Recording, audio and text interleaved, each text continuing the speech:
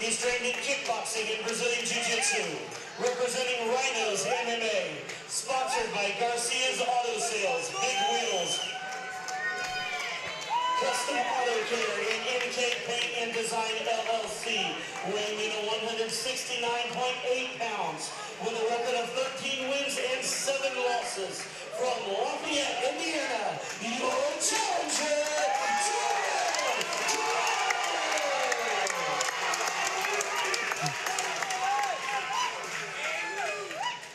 His opponent across the cage, fighting out of the BT Digital Bullet. Blue corner is a freestyle fighter, representing Bang Muay Thai and 10th Planet Jiu-Jitsu in Indianapolis. Sponsored by Zinco Fightwear, CCMAF CrossFit, Indie Phone Repair, Indiana Drug Detailer, Hardwood Unlimited, Timeless Aesthetic Injections, Mesophoric Massage, and J-Road 2Fit, weighing in at 169.2 pounds, with a record of 5 wins and 1 loss. From Indianapolis, your Colosseum combat into welterweight champion, Pomfret. Did he bring all of the east side with him there, buddy? Sounds like it. I hope so. All right, gentlemen, we went over the rules in the back. I want a nice, clean fight. Protect yourself at all times. Obey my commands at all times. You want to touch gloves, do it now. I think he's going to come out pretty fast. What do you think? You're going to run, try and punch right away, jump, go. What do you think? You know, and Ian said this was his easiest weight cut that he's had ever, so that's a good sign. Oh, nice head kick, but nice some good knees. Wow, really good knees by Pomfret. Head position. Head position. Just looking to position right there. Care for that knee, right in the nuts twice. Single leg. There it is. Damage to pass. At that choke. Damage to pass. It was not really in there very good. I didn't think that was going to get him. Left knee to the body. Damage, damage, damage. Left knee to the body. He's doing a good job of posturing right now so we can get effective strikes. Posture up, damage. Posture up, damage.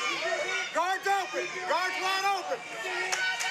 You can hear the corner yelling there about Crider's guard being open, which is true. So if Ian wants to pass, he can slide that leg right through and get side mount. See some damage, Ian. The thing is, a lot of times, if you have a guy with a good base, he doesn't mind being inside, mount or half guard. You know, he can do damage from either. Yeah, this is kind of the 50-50 spot here for. I mean, would you like to be side mount? Sure. Are you in a good spot here? Sure. Yeah, that's the thing. It's like, is it worth the risk of getting caught in a bad move by trying to go for an advancing position? Yeah, or maybe allowing Crider to regard. Left knee to the body. Left knee to the body. I just love when it's a thinking man's game right here. Well, that's exactly what's going on. We have a little bit of a chess match going on. Posture up. It's pretty much about that right leg of Crider. He's trying to get full guard in, trying to not let that happen. He's trying to keep that leg trapped down.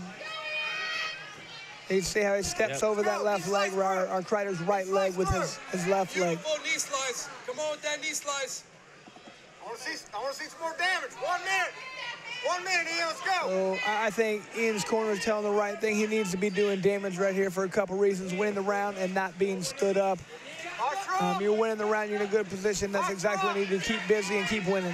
Yeah, actually, in that last fight we just saw with Kyle Thomason, Gary Copeland came over and told him, he said, I'm not going to let you hold him this whole 3rd round. Exactly. I want to see you do something. Exactly. I mean, he was holding the leg, but he really wasn't trying to submit him too much with it. From times he would, but other times he wouldn't. Damage. All right, now posture up. Damage. Here we go. Posture. 30 seconds. Now the thing here, Pomfret's done a good job of controlling this position. I haven't seen Crider really at all threaten to either get a submission or advance position. Again. Short time. Few seconds left here. All right. Obviously, a round for Ian Pomfret. Oh, yeah. Good round for Ian.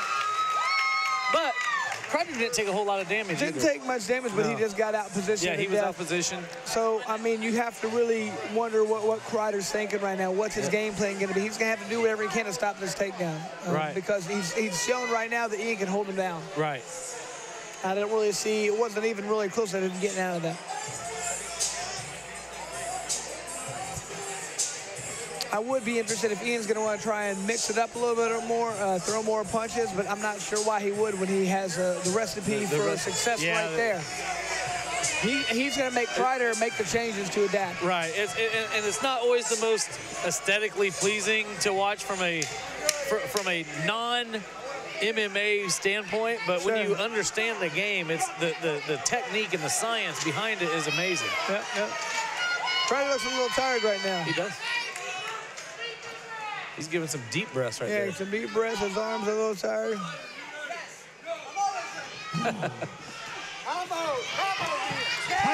Almost a repeat of that first round.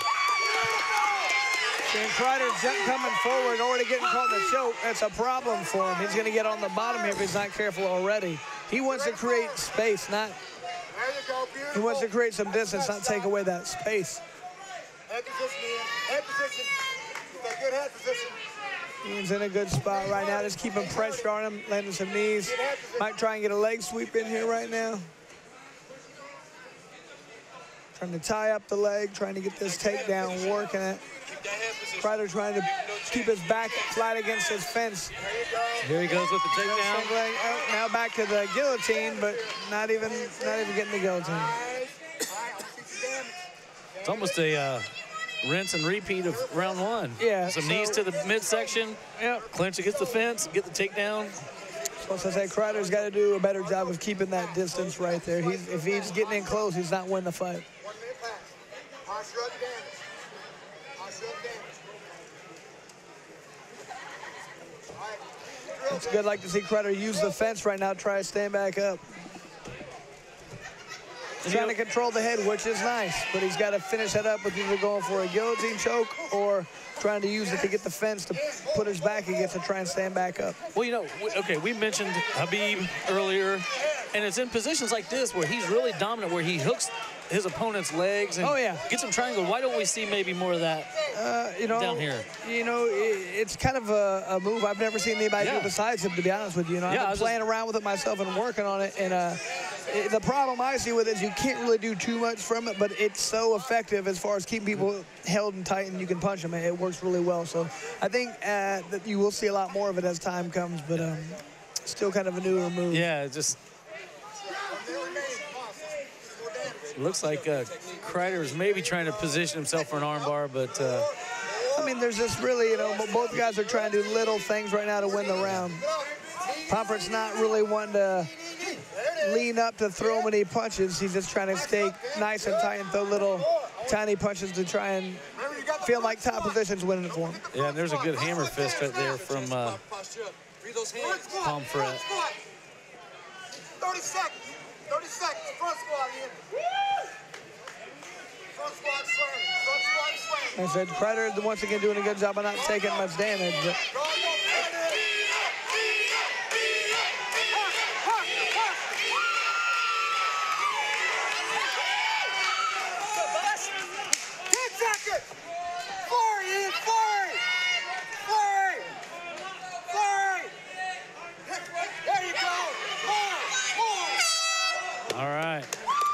I mean, you know, I would give that round to Ian again, but he's got to be a little careful because he's not landing too much on these. He's getting a takedown, but he's really not doing much damage in these situations. Right, and you know, the one thing I kind of have to point out, we saw it by us. He said hi to our promoter, Mark Slater. I don't know if you picked up on that. I missed it. Yeah. Okay, but from my standpoint, I love Ian, but is he getting unfocused?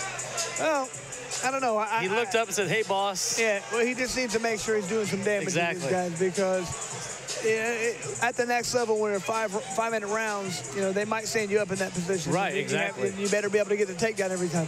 Well, and like I said, I am high on Ian Pomfret. I want to see him do well, but you know, I'm still an old school guy. You know, and I just come out here, let's fight, let's beat the guy. And talk afterwards. Yeah, then you can talk afterwards. Yeah. Oh, and he's wanting to touch gloves.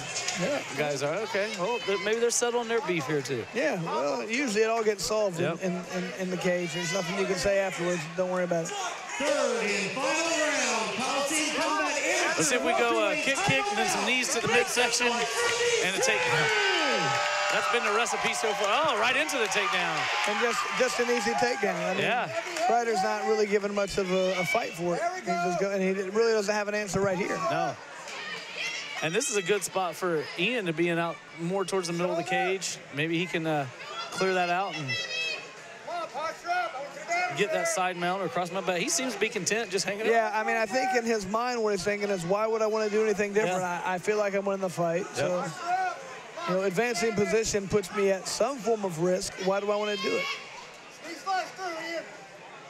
And Crider looks very frustrated right now. He doesn't really have a good answer for it.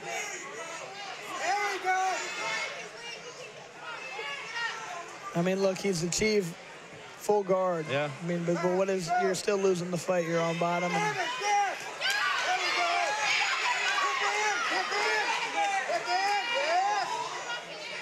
I think Crider looks a little tired right now. He should have been able to get up there, and he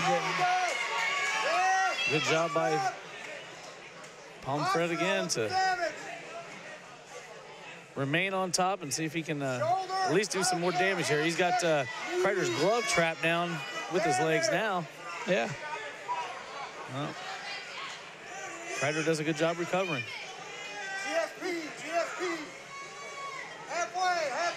Now he's doing a good job right now. Is Crider trying to hold Pomfret's arm, trying to step an arm bar. But, you know, I guarantee Ian knows this is happening and is not going to let him get the arm bar.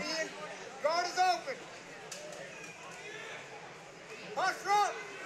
Damage, here we go.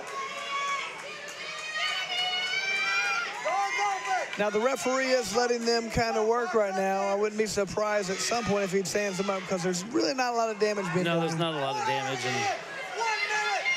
Let it go. Let it go, Ian. There we go. oh, it looks like Crider's trying to get the takedown. Yeah, but he put his neck in a bad position by doing so.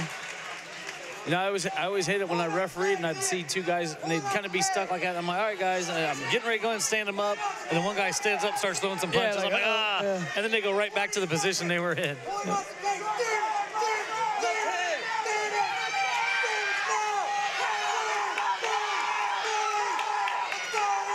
I'm going to say that the name of this game has been takedowns. That's been takedowns and control. Yeah, takedowns and control.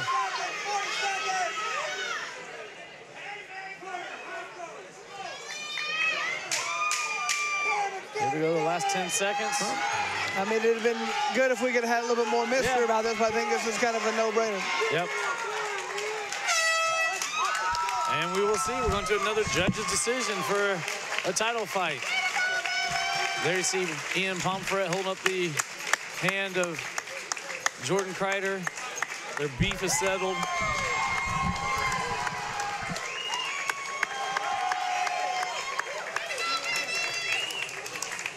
All right. Yeah. We'll go to that judge's decision. Yeah.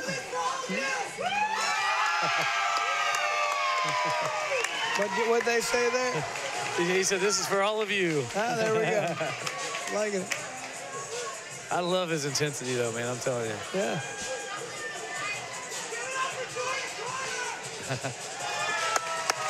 I think Jordan feels like having his hand raised. Yeah.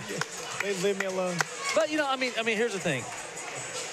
He didn't take a whole lot of damage for being on the bottom as much as he was. No, you know? like I said, but, you know, here's the thing. At the end of the day, you know, Ian was on top winning the fight. He forced Crider to do something different to change the game, and he couldn't do it. Yep. So, you know, he's winning the fight. It is not his job to make it entertaining. Right. No, exactly. Absolutely. Some people want to make it entertaining. Some people, you know, just say, hey, my main goal is to win, and that's what I have to do. And Crider couldn't stop it. No, that's what it is. And that's it, yeah.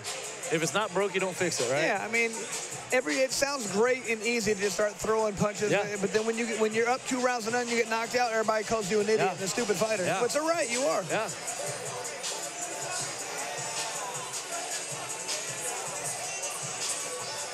All right, I think Brady L. Davis has our decision. So, ladies and gentlemen, with this time about going the distance, again we go to the judges' scorecards for your decision. All three judges scored this bout the same, 30-27. All for your winner by unanimous decision. And still, your Colosseum combat is your welterweight champion, Ian. Somebody's fired up. Yeah.